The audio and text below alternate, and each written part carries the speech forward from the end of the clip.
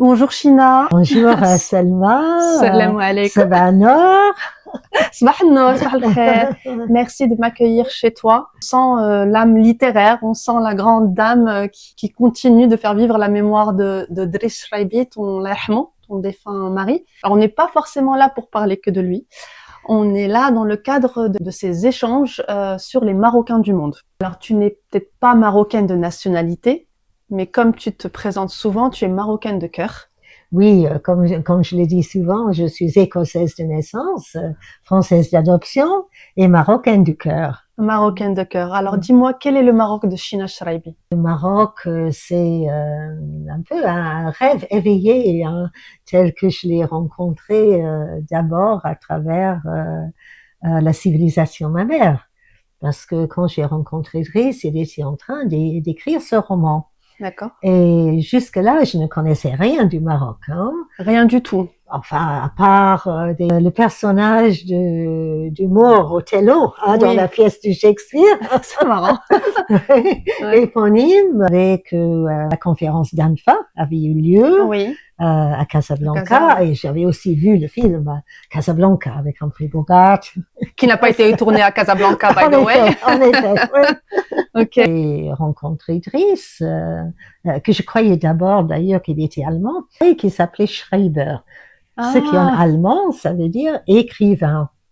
Waouh! Moi, j'avais fait des études de français et d'allemand à l'université chez moi en Écosse. Et donc, il m'a dit, non, je m'appelle Shraibi et je suis marocain. Donc, c'était vraiment une grande découverte pour moi. Hein. Il m'a donné à lire des extraits du roman qu'il était en train de rédiger. Donc, c'était la civilisation mammaire. Et en tant que jeune étudiante, j'ai été séduite par cette mère qui va à la découverte d'elle-même, en fait. Naissance à soi et au monde. Hein. Aussi, en tant qu'Écossaise, j'étais très sensible à cet appel à la liberté de la femme. Oui. Aussi choquée. Parce que chez nous, les garçons et les filles avaient le même droit à l'éducation. Et même mes arrière-grand-mères, nées au 19e siècle, savaient lire et écrire. Et j'avais vraiment du mal à comprendre comment la mère de Driss Shraibi, qui elle-même était issue d'une famille littrée, à l'ésuitaine de Fès, ne savait pas lire ni écrire. Elle m'a vraiment ouvert les yeux sur tout un monde que je ne connaissais pas et m'a donné envie de connaître plus sur le Maroc. Parce que quand tu as lu ces extraits de la civilisation mammaire, tu étais où? Tu étais en Écosse? Non, j'étais, parce que, excuse-moi, on s'est rencontrés à Paris. Vous vous êtes rencontrés à Paris? On s'est rencontrés à Paris en 1971, voilà. D'accord, donc tu étais à Paris quand tu as lu la civilisation, enfin les extraits de la civilisation mammaire. Quand Driss les a lus à haute voix, plus exactement. Ah, ok, magnifique. Parce qu'il était autant conteur public qu'écrivain, même plus. D'accord, ça, c'est moins connu. Oui, il aura eu sa place sur la place Jemaa el-Fna. Ok, donc tu découvres le Maroc à travers d'abord la littérature de Driss, et ensuite tu rencontres quand le Maroc? Le Maroc, en vrai, c'était en 1985. Enfin, réellement. Hein, parce que auparavant, il y a eu toute une période entre 78 et 85 où on vivait à l'Île-Dieu. Oui. Mais où on a commencé à vivre à la marocaine. À l'Île-Dieu. À l'Île-Dieu. Et c'est à ce moment-là que Driss il a écrit les trois romans qu'on appelle un peu à tort la trilogie berbère. Il vivait, et moi aussi, du coup, et nos enfants aussi, on vivait le Maroc sans y avoir été. D'accord. Ouais. Et ça se traduisait comment? C'est-à-dire qu'on avait une pièce que nous avions aménagée en pièce marocaine avec des tentures, avec des lampes. Magnifique. Et aussi, grâce à un livre de cuisine qu'on m'avait offert, on commençait à faire la cuisine marocaine. D'abord Driss et ensuite moi aussi. Et Et même dans le jardin, il y avait un puits et un figuier. Magnifique. C'est là où il a conçu le livre Une enquête au pays. D'accord. Voilà. Ok. Et il faut dire que Driss, à ce moment-là, n'était pas retourné au Maroc depuis 20 ans, en 81, au moment de la sortie de Une enquête au pays. Et donc, il a vraiment imaginé le pays tel qu'il était, hein, sans avoir y mis les pieds depuis tant d'années. Hein. Et finalement, on est allé en 85, donc c'est la vraie découverte du Maroc. Lorsqu'il était invité pour une tournée avec les instituts français, d'abord à Casablanca, mais surtout mon premier coup de cœur, ça a été pour la ville de Rabat. Ah, ben on va s'entendre. On va s'entendre, China. C'est là où j'ai grandi. Ah, c'est ta ville à Ah, toi bah c'est aussi. ma ville, moi, Rabat, bien évidemment. Oui. Mais c'est pour ça qu'on s'entend bien, China. Voilà. Bah, je comprends que tu as un coup de cœur et encore, elle a changé depuis, mais d'accord. Donc t'as fait Casa, Rabat. Lui, il vient de Jdida à la base. Ah, Idriss, il est né à Jalida, mais d'une famille originaire de Fès. Fès, c'est ça. Ouais, Oui, de ouais, Fès. ouais, de Fès. Donc vous avez fait la tournée et en fait c'était à la fois une découverte pour toi et une redécouverte pour lui si ça faisait 20 ans. C'est ça, oui, oui, exactement, oui. Ouais. On a vécu ça ensemble. Pour moi, tu t'étais à découvrir, et comme tu dis, pour lui, c'était à redécouvrir, hein, parce que il était quand même absent depuis longtemps du pays. Et nous avons sillonné un petit peu le Maroc. On a été à Fès et à Meknès aussi. Ouais. Je me souviens à Meknès, notamment, il y avait un centre de formation des professeurs qu'il avait invité. L'enfant prodige qui rentre au pays. Oui. Et les étudiants l'ont carrément apporté sur leurs épaules. Alors que lui était très anxieux avant de retourner au Maroc. Il savait pas quel accueil on allait lui faire. Et on allait lui faire. Et donc, finalement, c'était magnifique. Splendide. Et à Meknès aussi, c'était là, je crois, chez une des sœurs de Driss, qui vivait vraiment à la marocaine, que j'ai goûté pour la première fois au vrai petit déjeuner avec Claire, les œufs, et toutes sortes de petites salades et le khobz fait maison. Ah, le khobz fait maison. Allah. Et tu as vécu à un moment donné au Maroc? Oui, nous avons vécu. Ensuite, on était revenu l'année suivante en 86. Et on a vécu à Al Jadida depuis l'été 86 jusqu'en janvier 88. Ah, donc, oui, d'accord. 1 an et demi, 2 ans. Oui, 1 an et demi. 1 an et demi, d'accord. Tu avais tes enfants déjà à l'époque? On avait 3 enfants, notre fille, Kirsten, et deux enfants, Yassine et Tariq, et qui j'ai inscrit à une école bilingue l'Ange Bleu. Que j'ai découvert en passant par là. Et même il y a 3 ans maintenant, 2 ans et demi, on était retourné à Al Jadida avec mon fils Tariq, maintenant père de famille, pour montrer à mes petits-enfants, ses enfants à lui, le lieu où était né leur grand-père, la maison natale de Driss. Qui est encore là du coup? Qui est toujours là, oui. Et l'école où était allé leur papa quand il était petit. Magnifique. Magnifique. Et quel lien tu as aujourd'hui avec le Maroc? Tu dis que la France est un pays d'adoption et que tu dis que tu es marocaine de cœur. Mais est-ce que tu arrives à identifier dans quelle place tu le mets justement, le Maroc? Pour moi, c'est un de mes pays. Hein. Je te dis, quand je prends l'avion pour aller au Maroc, j'ai les mêmes sensations que quand j'arrive chez moi en Écosse. Même appel du cœur. Oh, c'est beau ça. Comme si vraiment je rentre chez moi. Oh, c'est comme ça que je le sens. Hein. Et puis les paysages, ils sont pas si différents entre l'Écosse et le Maroc. Hein. Enfin, il y a mer, montagne, lac. Et même si je l'avoue, plus de soleil au Maroc. Ah bah quand même, j'osais pas le dire. Qu'en Écosse, mais vraiment quand on arrive au Maroc depuis la France, on survole les montagnes du Rif. C'est vrai. Et c'est pareil quand on arrive en Écosse, on survole les Highlands, mais on survole pour aller à Edinburgh par exemple, on survole les montagnes du Sud. Donc il y a toujours sens d'être dans quelque chose qui est élémental. hein, c'est la Ouais. terre, la Oui, je lumière, comprends. l'eau. On parle dans ses œuvres. D'ailleurs, pour moi aussi, c'est quelque chose de vital. Ouais, Oui.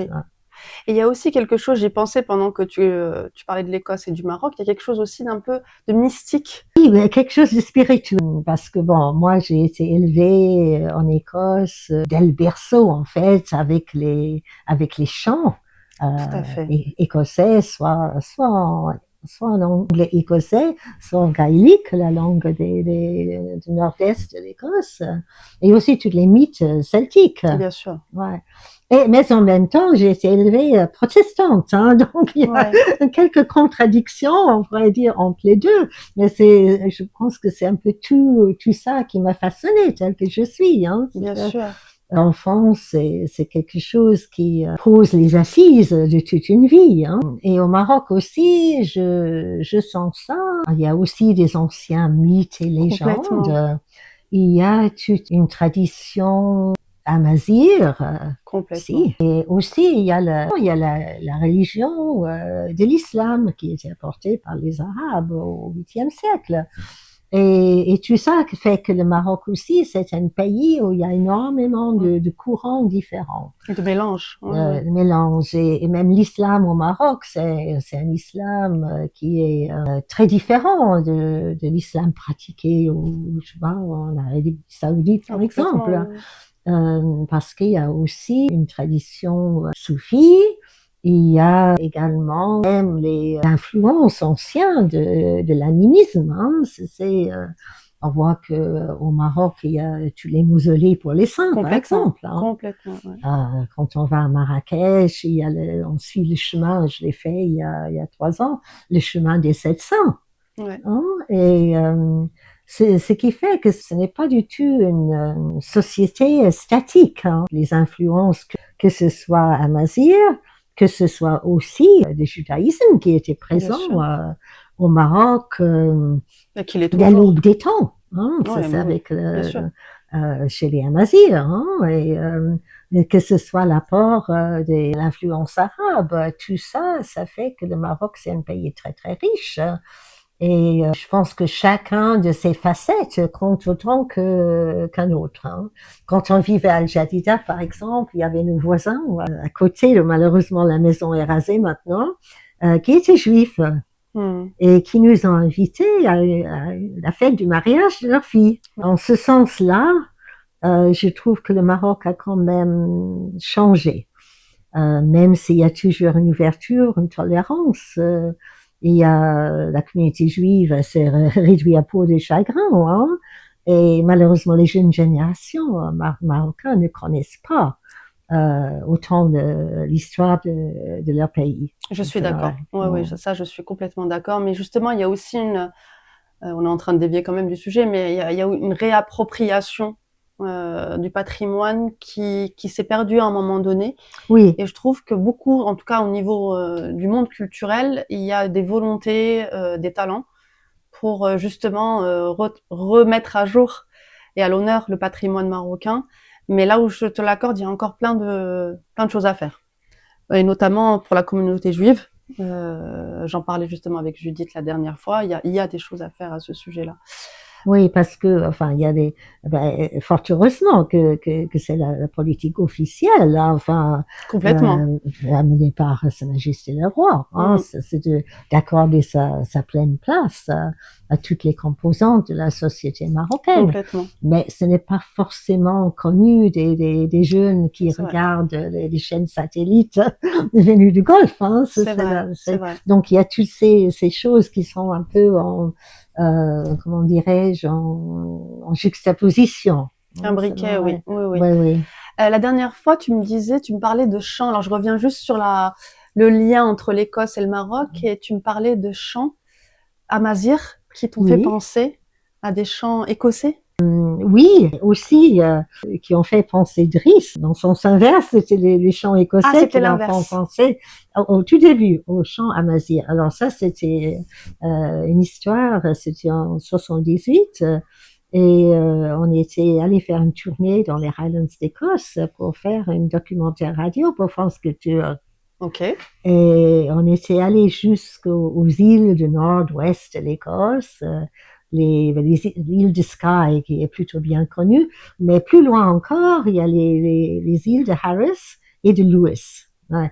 Et l'île de Harris est très célèbre pour son tweed, le tissu écossais. Enfin, tu as peut-être vu des vestes en tweed. Bien sûr. Voilà, voilà. Bien sûr. On était allé dans une maison où il y avait des dames qui étaient en train de travailler la laine. En écossais, on appelle ça walking the wool, ce qui n'est pas, c'est pas marcher sur la laine, mais c'est les tirer. Hein, c'est tirer la laine. Et pendant qu'elles faisaient ça, elles étaient en train de chanter. Oh, et Idriss s'est arrêté net. Hein. Oh, on dirait des chants de l'Atlas de chez moi. Et par la suite, quand moi j'ai eu l'occasion d'aller dans l'Atlas, dans le Rif et dans l'Atlas, et j'ai pu entendre chanter des femmes ou même les femmes qui s'appellent entre elles. Voilà, entre elles. Et que j'ai pu aussi entendre dans les mélodies, dans la musicalité. Et j'ai ressenti moi-même ces échos. Et je crois que c'est un peu le propre aussi des peuples montagnards, des peuples qui, par la force des choses, ont été poussés un petit peu, tu sais, aux confins du monde dit civilisé, hein, qui gardent toute cette mémoire ancestrale et qui ont des thèmes très très semblables, hein, et même je dis souvent que le Maroc il m'a rappelle aussi mon Écosse natale, parce que chez moi nous avons 3 langues en fait. Il y a l'anglais, l'anglais qu'on apprend à l'école, qui est utilisé maintenant de plus en plus dans les médias, l'ancienne langue du sud de l'Écosse qu'on appelle le Lowlands, hein, et le gaélique, qui est la langue des Highlands.